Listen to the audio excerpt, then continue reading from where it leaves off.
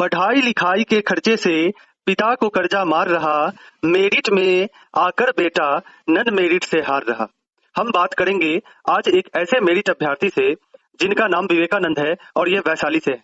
इनका सब्जेक्ट यूं तो विज्ञान रहा है और विज्ञान में इन्होंने 605वां रैंक लाया है अपने ईबीसी कैटेगरी में।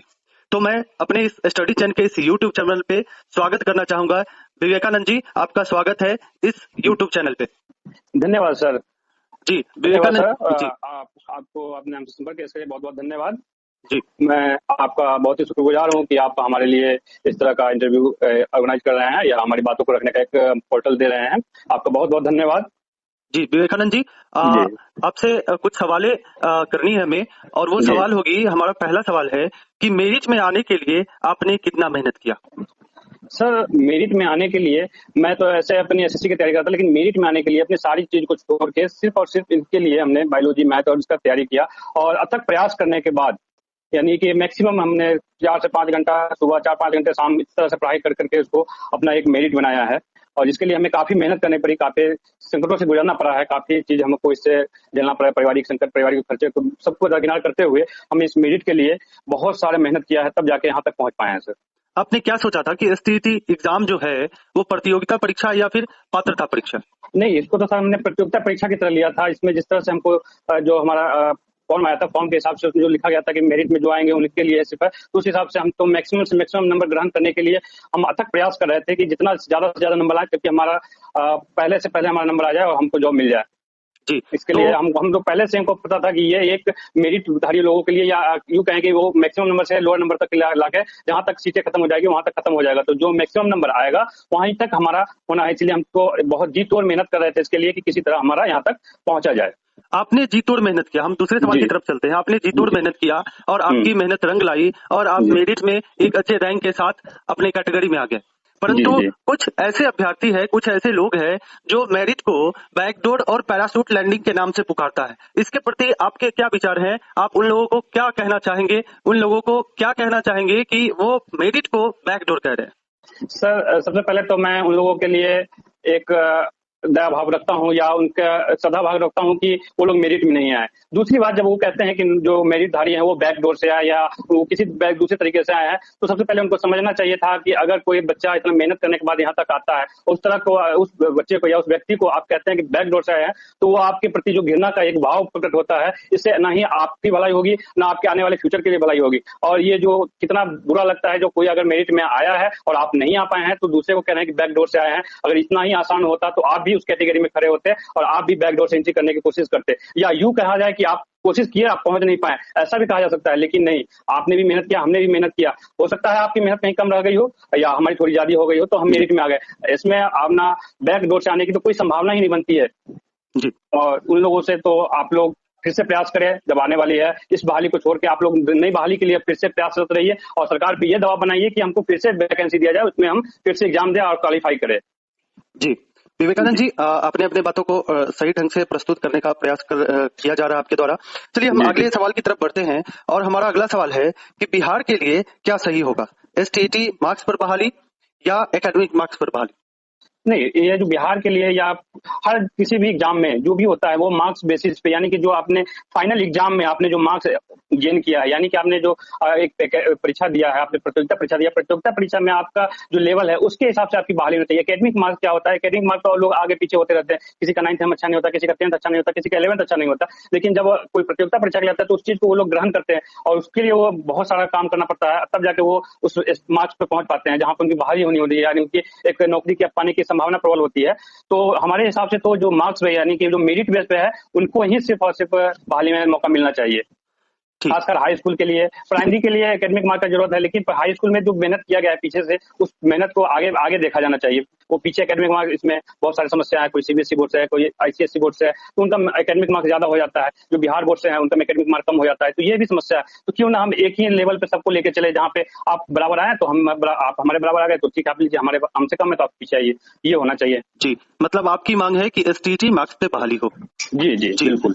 और एक और प्रश्न है आपसे कि ये नियोजन प्रक्रिया जो है, क्योंकि अभी बहुत सारे ऑडियो वायरल हो रहे हैं और 8-8, 10-10 लाख रुपए एक शिक्षक की नौकरी के लिए मांगा जा रहा है जी जी, तो इस नियोजन प्रक्रिया में क्या बदलाव होने चाहिए? जैसे सर अगर टेक्निकली समस्या का समाधान तो ये होना चाहिए, जो भी आपके एक पोर्टल होना चाहिए जिसपे आपका सारे मार्क्स अपलोड किए जाने चाहिए। उसकी सर्टिफिकेट की वैधता जो है बायोमेट्रिक जब लिया गया था उस बायोमेट्रिक का यूज किया जाना चाहिए और एक रैंक से उठा के यानी कि ऊपर से नीचे तक सब कैटेगरी वाइज अलग अलग कर दिया जाता और वहां पे से आपको एक एक लड़के को जहां तक होना होता वहां तक बुलाते। उसके बाद ये जो बीच बीच में जो कभी बीडीओ साहब या सीओ साहब जो भी है या टीचर संघ जो भी पैसे की मांग करते हैं उनसे ये छुटकारा मिल जाए, क्योंकि किसी एक पर्टिकुलर के पास जाने के बाद क्या हो जाता है, ये एक पूज हो जाता है कि किसी का एकेडमिक मार्क ज्यादा होने के बाद भी वो अपने नौकरी से वंचित रह जाते हैं। अगर ऐसा पोर्टल बन जाता है, सरकार की तरफ से पहल की गई होती, तो जो अच्छे स्टूडेंट हैं या अच्छे शिक्षा की जो हमारे बिहार की जो ख्याति रही है, अच्छे शिक्षकों की, अच्छे टीचरों की, या हमारे जो शिक्षा व्यवस्था थी आज से 10 साल 25 साल पहले की जो व्यवस्था थी, जो हमारे यहाँ के अच्छे अच्छे गणितज्ञ आए, बहुत बड़े बड़े साइंटिस्ट यहाँ से गए, उन लोगों का मान बच जाता है इस तरह से करने से। ऐसे जो बैकडोर से जो आ जाते हैं या बैकडोर के लोग फॉलो करते हैं कि कुछ पैसे देके इधर उधर करके पहुंच जाते हैं, उनसे तो हमारी जो शिक्षा व्यवस्था का हाल हुआ है। आज कुछ दिन पहले ही पेपर में प्रकाशित हुआ था कि केरल का शिक्षा का स्तर 1 नंबर पे है और हमारा बिहार का सबसे आखिरी स्थान पे आता है। ये हमारे लिए बहुत ही शर्म की बात है कि ये हम इतने हाशिए पे चले गए हैं कि हमारे पास ये एक हमारा पूरे भारत में क्या पूरे भारत में भी हम सबसे नीचे आ गए हैं, पूरे वर्ल्ड की तो बात ही हमारे पास नहीं रही। इस शिक्षा व्यवस्था को अगर बेहतर बनाना है तो अच्छे से अच्छे टीचरों को नियुक्त करना पड़ेगा और इस तरह के जो भ्रामक कृतियां होती हैं इनको रोकना पड़ेगा हर हाल में। और इसके लिए सरकार को चाहिए कि वो एक पोर्टल बनाए, उस पोर्टल पे जो भी एकेडमिक मार्क है या हमारा जो स्टेट का मार्क्स उस पर अपलोड किया जाए, बायोमेट्रिक से हो वेरिफिकेशन हो और साथ ही साथ उनको ज्वाइनिंग लेटर देते जाए ताकि बच्चे में एक करने की कार्य करने की प्रबल इच्छा हो और वो जाके स्कूल में कुछ कर गुजरे और इस तरह से हमारे बच्चों को तैयार करे कि किसी भी पोर्टल पे अगर बच्चे का तस्वीर रखा जाए तो कहे गर्व से कि हम बिहार से आए हैं, जो हमारी एक छवि रही है पुराने जमाने से आज तक।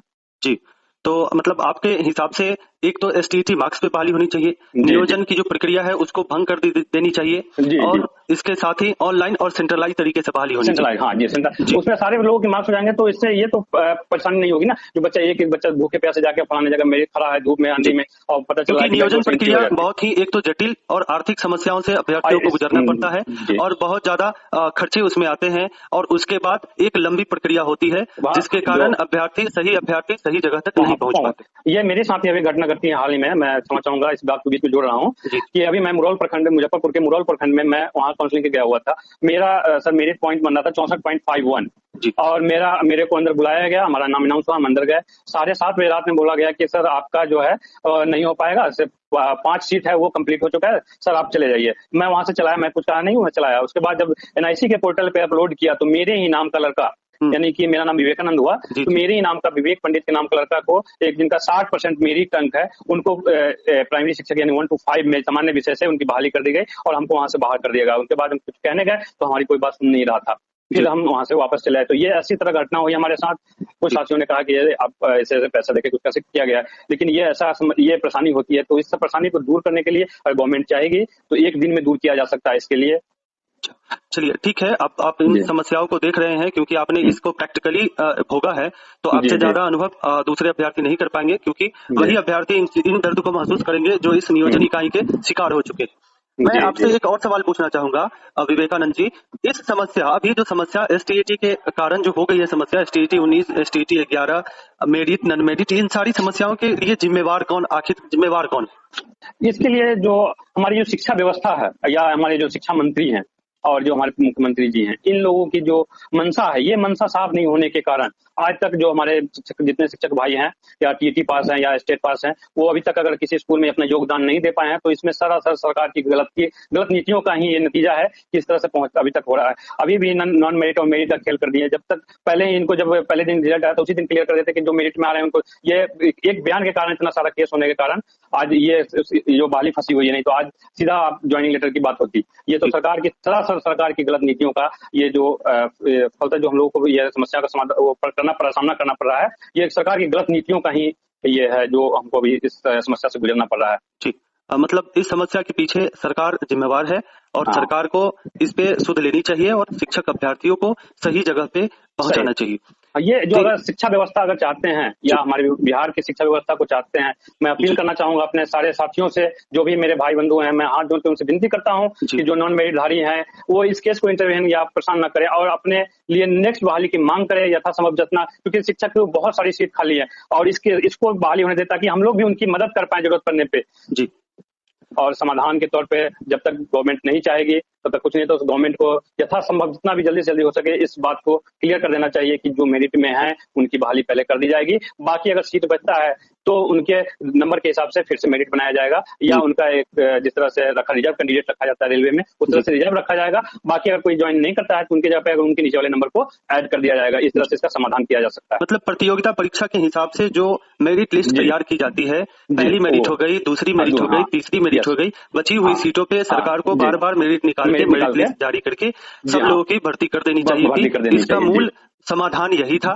जी मूल समाधान यही था कि एक वैकेंसी जैसे यहाँ से इतना ले लिए हैं, अगर हमारी बैकलॉग बच जाती है वैकेंसी सीट की, जैसे हमारा 37,440 सीट है, इसमें अगर हमारी सीट बच जाती है तो जो हमारे पीछे बैकअप स्टूडेंट बचे हुए हैं उनमें से जो हायर मार्क्स वाले हैं उनको हम ऐड करेंगे। इस तरह से आप लोगों का जहां तक हो पाएगा हम करेंगे। बाकी आपको नेक्स्ट वाली की सरकार को चाहिए कि नेक्स्ट वाली का एक अनाउंसमेंट करे कि हम नेक्स्ट वाली करेंगे। इसमें आप लोग फिर से तैयारी करिए, फिर से एग्जाम होगा, एक प्रतियोगिता परीक्षा होगी, आप इसमें बेटर परफॉर्मेंस कीजिए और आपको जॉब मिलेगी। इस तरह से सब उनको स्टूडेंट को समझाना चाहिए और इस शिक्षा व्यवस्था को सुधार में लाना चाहिए। जी, शिक्षा व्यवस्था को सुधारने के लिए मेरिट टीचरों की मांग और नियुक्ति जरूरी है और इस नियुक्ति को जितनी जल्दी पूरी की जाएगी ये हमारे शिक्षा व्यवस्था के लिए और हमारे पूरे भारतवर्ष के लिए, मैं कह रहा हूँ पूरे भारतवर्ष के लिए एक मिसाल पेश कर सकते हैं। जो हमारे शिक्षकगण हैं, ये जो अभी 37,000 क्वालिफाइड टीचर हैं, ये पूरे बिहार की दशा और दिशा दोनों पलट रखने की वो हिम्मत रखते हैं और पलट के दिखाएंगे। सरकार एक बार मौका दे और जल्द से जल्द मौका दे हम लोगों को, हम लोग बताएंगे कि हम लोग क्या कर सकते हैं, इस शिक्षा व्यवस्था को कहाँ तक ले जा सकते हैं। तो ये थे हमारे साथ विवेकानंद जी, जो वैशाली के शिक्षक अभ्यर्थी है। STET में इनका 605वां रैंक था। तो